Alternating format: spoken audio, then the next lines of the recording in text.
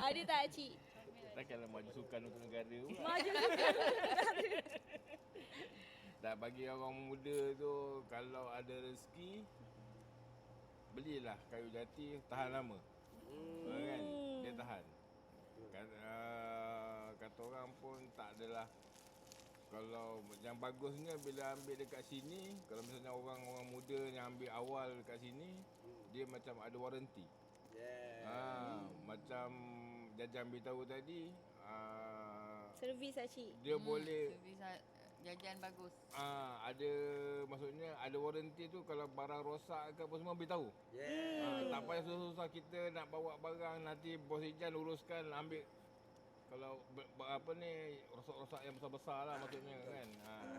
Jadi Kita datang lah. jadi kadang-kadang lain tak dapat. Tak dapat. Alhamdulillah lah dapat. Kan. Kalau ikut kan tempat saya pun ada juga orang jual jati. Tapi pilihan Seronok tengok kat sini. tengok seronok kat sini. Tengok pusing. Tapi itulah minta maaf lah yang mana yang ikut macam Jajan, macam staff-staff ni.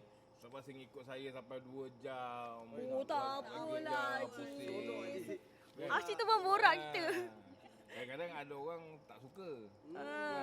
Pakcik ni datang jalan betul tapi tak jadi beli apa semua kan. Tapi alhamdulillah lah setakat ni dah 4 barang ambil ni. Ini belum test lagi. Yang 2 barang ambil, alhamdulillah. Kita bagi feedback Cik. Alhamdulillah.